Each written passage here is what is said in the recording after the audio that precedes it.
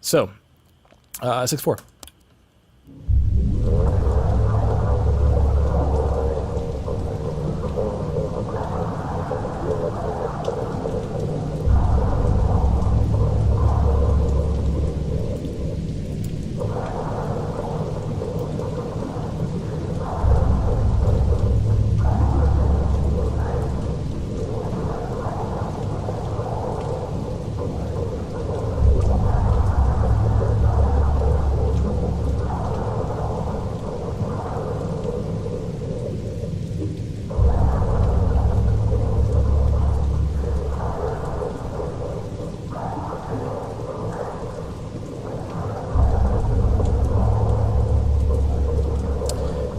It goes on like that.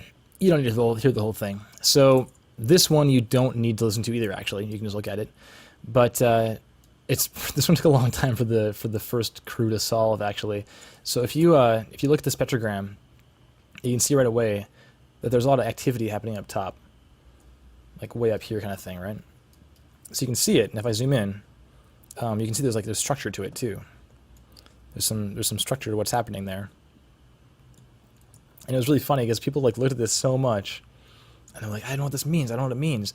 So the point of this is that it's there, like you can see it in the wave too, but there's all this other information beneath it getting in the way. So if you look at like right here, for example, you can see there's something happening there that you don't hear. Like there's all these things happening in the wave, but you don't hear them. Like it's pretty steady as far as the sound goes, and those things are actually in the spectrogram. You can see them up top. Boom, boom, boom, boom. So if we take a high pass filter and we make it like a really hard roll off, like a 48 dB per octave, and cut off at what, like 19K, 19,000. Boom. So we've now gotten rid of everything underneath this stuff. And if we now, people did that and they're like, I still don't get it. I don't get it. All you do is look back at the waveform. Done. And now we have all this structure that's just revealed itself, and it's nothing more than a letter substitution cryptogram with shapes built out of white noise, high passed at 19K. All right, does that make sense? So it's all this stuff. There's 26 shapes, and if you figure it out, I actually sent this to my mom. I like made an actual cryptogram because she does these like letter word puzzle all the time. And I was like, hey mom, like how hard is this puzzle? She's like, it's really easy. I solved it in 5 minutes. I was like, okay, thanks mom, thank you. I have no idea. So she figured it out, and then she's like, what does the M part mean? I'm like, that's okay, you don't know what that means, it's fine. So this says, life is but a walking shadow, a poor player that struts and frets upon the stage, and then, or his hour upon the stage, and then is heard no more. It's a quote from Shakespeare. So this part, though, says offset A2FD00. I must have deleted that by accident in my notes. So A2FD00, if you take that, something like this, so it says offset A2FD00. That's what it says. So if we take that, if I Control Z, I just close this whole thing. And if I now take that original file and I open it up in our friend the hex editor, get out, boom. And I'm going to jump to a location if I can. How do I even do that? Analysis, view. Can I jump here? Oh, go to, here we go. So go to, I'm going to go A2FD00 and go. And that is where? Oh, here we are. So it's right here is what we need. And if you look at the text, it says guru. Neat, right? This level is pretty nuts, actually. So this is actually in the middle of the file. You can see on the scroll bar here, it's like just hanging out in the center of all this file. So if you don't know how waves work in terms of hex, all of this information is just binary data, and there's like, if you know that a file's like 16-bit or 8-bit or whatever, that means there's like 16 bits, binary digits of information devoted to each snapshot of the wave's position over time. And the more bits you have, the more rounded your wave's going to be, rather than being like kind of up and down like 8 bits. It snaps to different positions over a vertical grid of volume accuracy, basically. So this is just a code hanging out in the middle of the wave somewhere, and you don't know where it is, but you figure it out go back into the file, and there you go. You have your answer. So it was particularly difficult because if you change anything in that information, you're changing the position of a wave. So you can make like a in the middle of the file very easily because something unnatural is happening. So I actually searched for naturally occurring U's and R's and such, and then try to change the least significant bits to make it work. And it worked out pretty well in the end. But the even harder part is that there's metadata in behind all these files for like extra bonus content and stuff. And when I put it in there, the positions thing moved. So I had to like do the whole puzzle over again like 6 months later after I made it the first time and like re-figure out how the hell I did it. And I had to basically predict where the password was going to be after I put that additional data into the file. It was a nightmare, but it worked out in the end. So here it is. Guru, that's it. So, okay.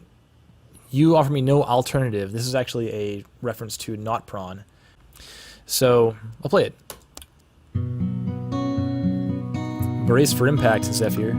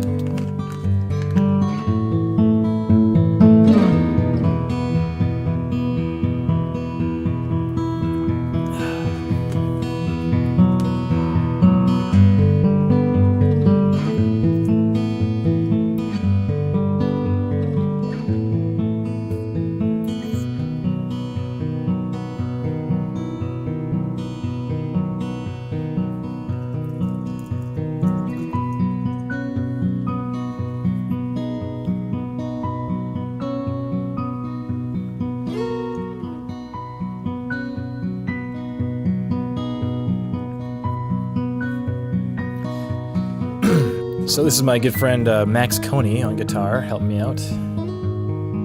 I wrote the music and he played it for me. He's awesome. And this puzzle is, again, like the boss mode for the music phase. So it's a music-based puzzle. And basically it is the piano line is scale degrees.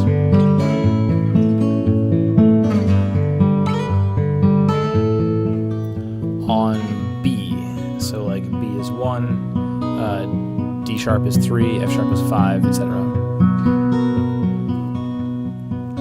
So if you look at that piano line, it's octal ASCII via scale degree notation, like number notation. So it's 1 5 3 1 4 3 1 5 1 1 5 7. That's the idea. So if you just figure out what those letters are via octal ASCII, then you are good to go. And you just figure out the anagram, and there's your answer. So the answer is joystick. So here's the level. That's it. So if we download this guy, and we play it in Audacity, this is called dots3456. Okay? So if I go like to Google, for example, and I look for like dots3456, then we get Braille pattern, dots3456. Excuse me. So this pattern, this particular Braille configuration means that there's numbers to follow. So if you look at Braille as an alphabet, A through J is the same thing as, or I guess A through I, sorry, is the same thing as... Oh, no, I'm right. A through J is the same thing as 1 through 0. So 0 is J. So this is kind of not lit out the same way as A through J, but that's the idea. So 1, 2, 3, 4 is the same as A, B, C, D as far as that shape. See that? So this shape here, the number, this guy, this means that the things after that shape are to be interpreted as numbers, not as letters. That's the idea. So the file name being dots3456 and Braille dots are 1, 2, 3, 4, 5, 6, right? It means that you should interpret what's to follow as numbers in Braille. That's the idea. So the file, we'll load it up here. It's not very helpful. If we go to the spectrogram, classic, and look at it, it's a bit more useful. We can see what's going on here. So there's a bit of some stuff going on. And this is to be interpreted as Braille. And if we look at these, like each of these pairs of dots as a single Braille pattern, then that works. So if you imagine these with another circle beneath it that's empty, if you look at that Braille again, you can see that the bottom 2 dots are always empty for numbers. So you don't really need 6 dots, you just need 4, and that's why there's only 4 here. So this is not 4, this is 4 actually. So this would be like 1, 2, nothing here, and then something here. So this would be number 6, you can see here. So 6, so 1, 2, and then like something, nothing. 1, 2, something, nothing. Got it? So all that together is now going to be, let's see here, I'm going to put it here for my own keepsake. So 6, 4, 6, 1, and they're put into like up and down like that too, to mean pairs of numbers. So 6, 4, 6, 1, 7, 4, 6, 1, 4, 8, 8, 5, 4, 9, 0, 0. That is what this translates to. And this whole puzzle actually is like a multi-part puzzle. It's pretty crazy compared to the rest of the game. It's only one level, but it's like a 4-part puzzle kind of thing. So this is numbers only, and those numbers, if you look at them as hex, which I will, I'm going to go to the hex translator again, which is here, hex translator, and I'll just copy this over one more time. I'll put it in here under hex, decode, and we get, oh no love, where's this at? Oh, it's because there's spaces. Is that why it's getting angry at me? Decode. Well, anyway, this should be, oh, maybe here, let's try this instead. How about just that? Okay, so that says data. I didn't like the part afterward, but that says data.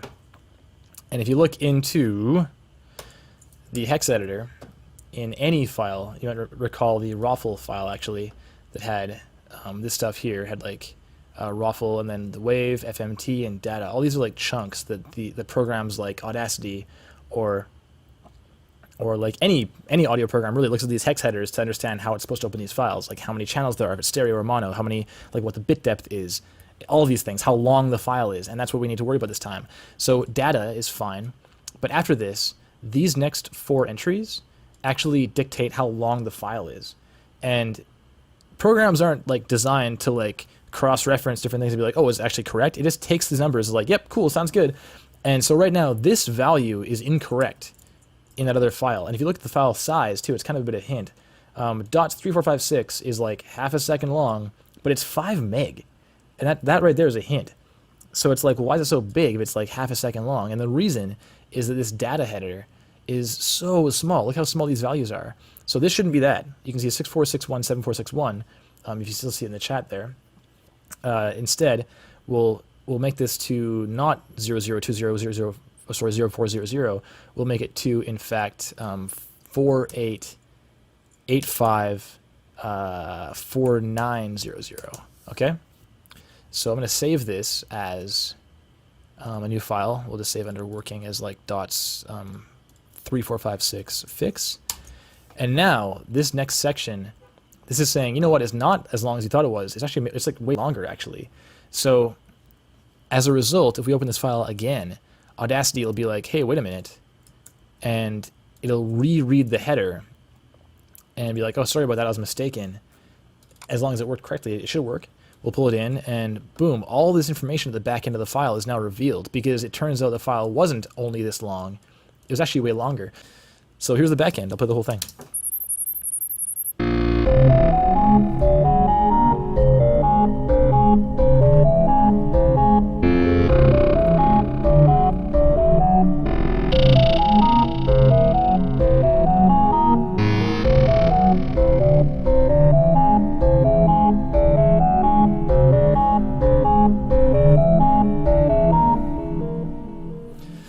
Okay, so this is now into some music again. The music is,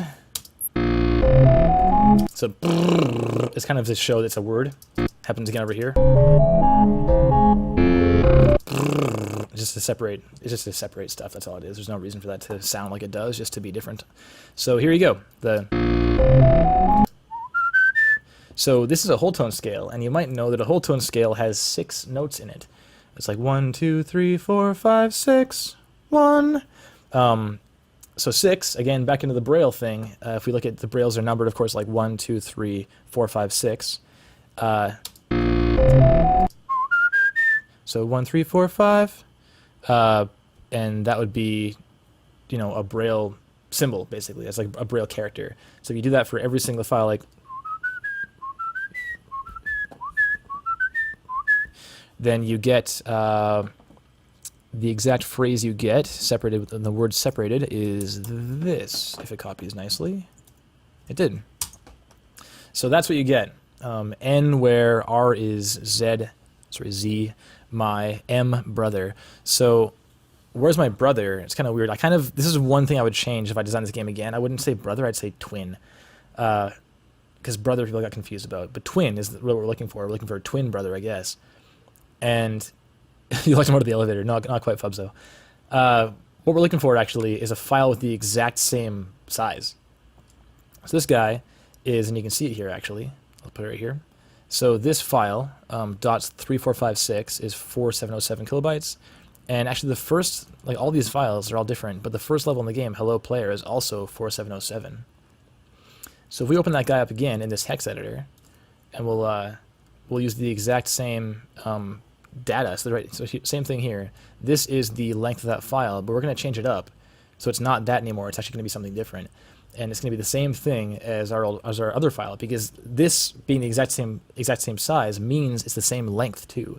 So let's put these numbers in again. It's was it 4885 48854900. I'm going to save this as a new file.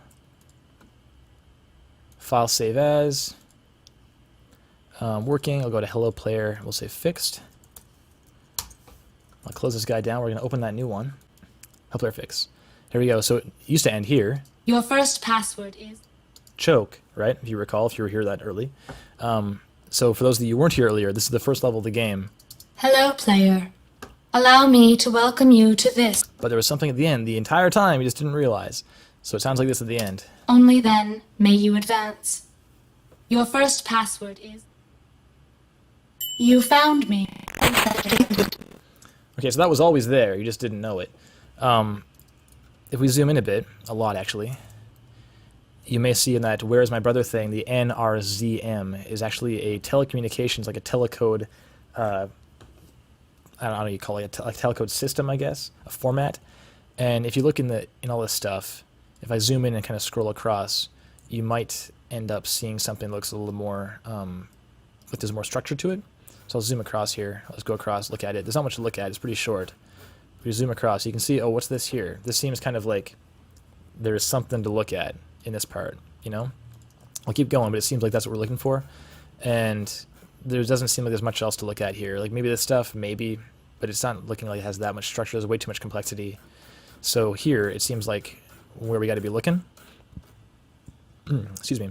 So if I look at NOZM, non-return to zero mark, encoding schemes. I'll go to here actually. This is probably better. So this is the idea. You can see it here, and basically how it works is it's not like above is 1 and below is 0. It means if it changes, it's 1. If it does not change, it's 0, and it's in time. So if I look at here, like it's 1 because it changed, 0 because it didn't change, 1 because it changed, 1 because it changed, 0 didn't change, 0 didn't, 1 did, 0 didn't. Get it? So if I then look at these signals in this file the same way, and I can look at, I mean, you kind of need to figure out what the grid is, but the thing is one of these files is only, or one of these little bits is like only a single one, and you can assume that's 1. You can assume that. So it is 1. We use that as a guide, and now we got this whole thing to look at. So that is about, how long is that anyways? This is like, it's like 10 samples or something like that. If we change this to length, not seconds, but instead samples, you can see it's only 9 samples long. This is very, very short. And I like the idea of having 10 samples as being like the length of something, 'cause it's kind of obvious. So there you go, 10 samples. So if we look at this as far as non-return to 0, then we've got changed, as in it started at all, 1, and then 0, changed 1, 0, changed 1, 0, 0, changed 1, changed 1, 0, 0. So our first digit, our whole thing, front to back. This is our entire decoded NRZM code here. All these guys. So you have 10 10 10 1100, and then 1111 with this guy here, of course. So it's just like change, and then carrying on, same thing. You have just like one here, and you have a bit of a longer one here, and then a much longer one here. So that's the entire thing, and then even longer here actually. So if you take these numbers and convert them to decimal, as in like the number in base 10, then you get these numbers. And you might realize those are all back to Braille again. So 1356 can be converted back to like. Actually, can I copy?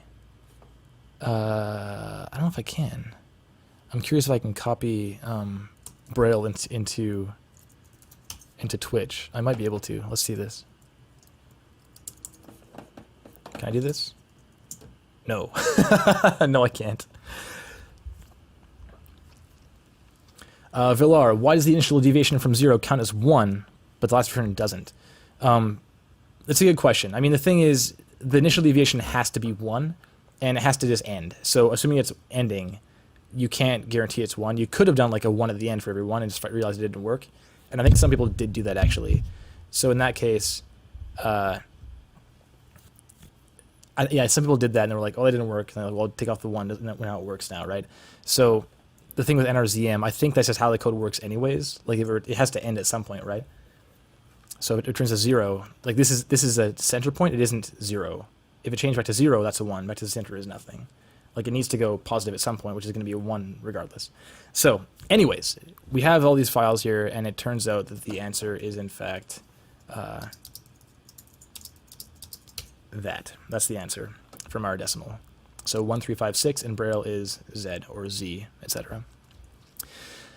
All right, so that's the answer. That was fun, right? It's a long puzzle, and people freaking got it. They figured it out.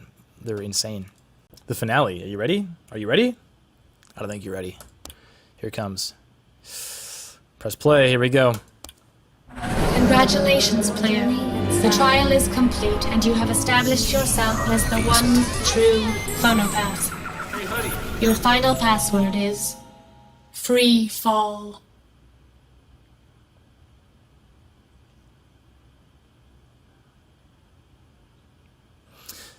So that's the answer. That's the answer. Is free fall. And to be honest, making this level, when I played it back the first time, when I was happy with it, and I like exported and hit save, like pressed play on the wave, I got pretty emotional because it was like it's kind of a montage of like the entire game I built over the previous 2 years, right? It was a big deal. So here you go. This is the idea. This is the finale, and we can download it. We can pull it into Audacity. So the final boss. It was funny because watching the first crew of people like on IRC solving all this stuff, they got to this level and they're like, wait a minute, because it's like they're trying so hard. The previous level is like super difficult, and then he's like, here you go, and see Fubzo right away. He's like, don't do it. Like it's everyone gets so suspicious. It was really cool. It was kind of appropriate and it was effective as far as getting the reaction I wanted. So here you go. Congratulations, player. The trial is complete, and you have established yourself as the one true Phonopath. Your final password is free fall. Free fall. Let's do it. GG's! You won the game. Good job. So that's the bad ending. Instead, if you look at the file and listen carefully, you can hear there's all these different elements from puzzles we've heard throughout the entire game so far, right? So if you listen to like the first one, so right away that's actually Doomcat, right? That's like this part right here. I'll solo it. Right, so that's that level. So you listen to this here. Right, so throughout the whole level, this whole level, there's like congratulations, player. The trial is complete. There's bits here and there. There's the SSTV thing, a new dress. There's that, and hey honey, and so forth. They're all in there, but if you look real closely, there's some that are missing. All right. So I'm just gonna zoom in here. I can go to the spectrogram view too. You'll see the jigsaw puzzle pieces and stuff too. I think, where is it? Oh, it's there. I have to go to the log view instead. I think I'll see it there. Oh, it's just so gross. I hate Audacity so much. It's like here. You can't see it very well. Ugh. Okay, well, there you go. So, oh wait, there it is. There it is there. Okay, we see it. Okay, boom. So, there's the little beep there. Beep. True. Beep.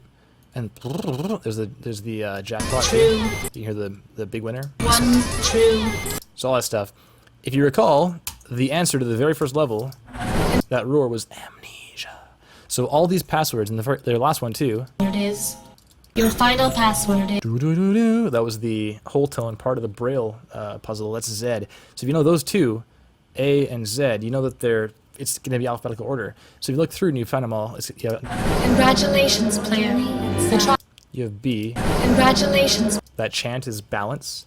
Congratulations, player. Your journey in, that's choke. So A, B, C, you go down the alphabet, and turns out the ones that are missing are effigy, facade, ivy, landmark, tedium, and upstroke. Those are the ones that are missing. So if you figure out what the anagram is of those passwords, according to the passwords of the levels that are missing, then you get the answer futile. And we'll put that in instead. Cool? Let's do it. Error. But that's the game. That's the whole thing. Thanks a lot, guys. I will see you next time, yeah? All right, cheers.